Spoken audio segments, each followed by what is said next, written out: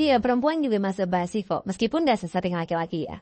Kenapa ya? Karena perempuan juga makhluk seksual, ya jadi butuh seks juga, meskipun ekspresi seksualnya gak sebrutal laki-laki ya, secara umum. Nah, masturbasi itu buat apa ya? Sebenarnya sesederhana untuk kenikmatan seksual aja, tapi karena ada bias nilai budaya dan agama, jadinya dilekatkan lah nih, misalnya nilai dosa gitu. Jadinya kalau menyentuh diri sendiri, jadi ngerasa bersalah gitu. Padahal kan badan sendiri dan gak ada merugikan orang lain, gak ada gitu.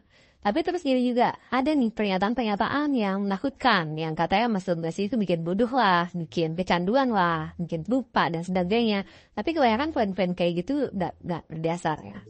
Pandangan tentang masturbasi itu dosa biasanya ya interpretasi agama dan budaya gitu. Kalau dari sudut pandang kesehatan dan psikologi, masturbasi itu adalah bagian dari seksualitas manusia yang normal dan sehat.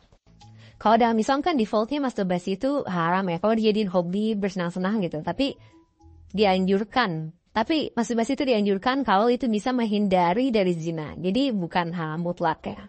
Nah, terus apakah kalau misalnya orgasme dari masturbasi itu perlu mandi? Kalau laki-laki mayoritas ulama wajibkan mandi ya. Tapi kalau di kasus perempuan kan nggak ada fatwanya nih. Nggak ada fatwanya. Mungkin karena ulama itu didominasi laki-laki dan gak ada perempuan yang nanyain soal masturbasi gitu. Jadi fatwanya gak tersedia. Kalau mau hati-hati mandi aja, samain kayak fatwa buat laki-laki. Tapi kan orgasme perempuan itu kan gak ejakulatif ya. Dan gak ada benihnya gitu, gak kayak laki-laki. Jadi bisa jadi juga gak wajib mandi gitu. Tapi sayangnya bukan ulama yang punya otoritas buat ngerilis fatwa ya.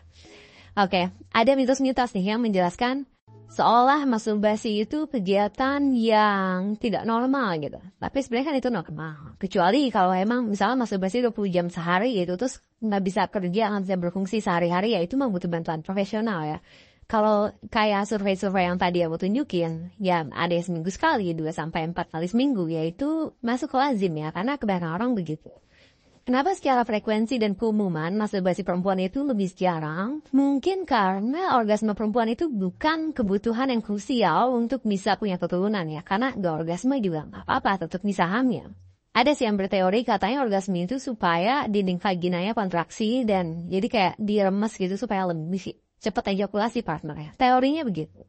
Nah sementara itu laki-laki kan punya cycle produksi sperma ya, yang cycle-nya pendek gitu. Jadi mungkin ya mau dilepas tuh hasil produksinya. Mungkin makanya dorongan untuk masturbasi lebih sering di laki-laki jadinya wajar. Kalau perempuan kan tergantung mood. Dan mood kan ditentukan hormon. Jadi kalau lagi fertil atau lagi subur, dan lagi di fase PMS biasanya akan lebih sensitif dari biasanya. Kalau ngomongin orgasme, perempuan itu lebih jarang alami orgasme. Di berbagai survei ada yang hasilnya 2/3 perempuan gak pernah orgasme. Ada juga perempuan yang gak pernah ngerasa orgasme dari hubungan seks gitu. Jadi untuk puas tuh gak gampang. Bagi sebagian perempuan yang gak gampang. Nah itu mungkin kenapa alat bantu masturbasi perempuan itu beragam ya. Dan lucu-lucu gitu bentuknya, fiturnya.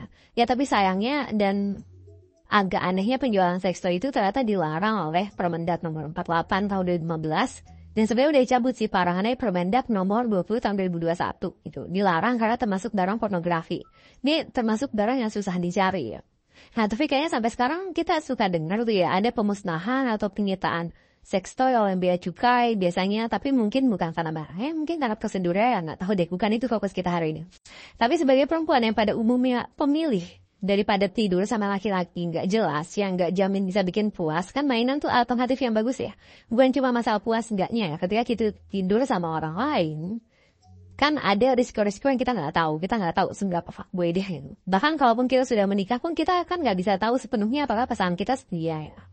Nah waktu aku mau bikin konten ini aku search kan di YouTube kayak woman masturbation.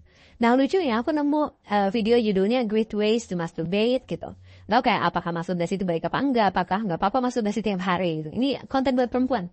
Terus ada juga tuh ranking the best masturbation positions gitu. Sampai ada video yang judulnya God Save Me from Porn and Masturbation Addiction gitu. Nah, di kegiatan sesederhana menyentuh diri sendiri, ternyata bahasannya tuh bisa luas banget gitu. Kayak beban mentalnya tuh kayak gede banget gitu. Nah, buat perempuan, itu tuh hal biasa, gak tahu caranya masturbasi. Aku curiga nih kalau laki-laki udah rajin masturbasi sejak remaja ya. Tapi perempuan umumnya gak begitu. Setidaknya begitu yang ditujukan survei-survei yang beredar ya. Makanya wajar juga jadinya ketika perempuan nyari tahu caranya masturbasi. Karena emang gak tahu cara yang nyentuh diri sendiri. Caranya puasin diri sendiri gimana tuh nggak tahu. Nah, ngomong-ngomong, aku bikin topik ini karena interestingly banyak teman-teman perempuan yang request. Nah, aku nggak tahu nih apakah penjelasanku di konten ini sebagaimana yang diekspektasikan, but I hope you find this content helpful ya. Makasih udah nonton sampai selesai dan sampai ketemu di konten selanjutnya.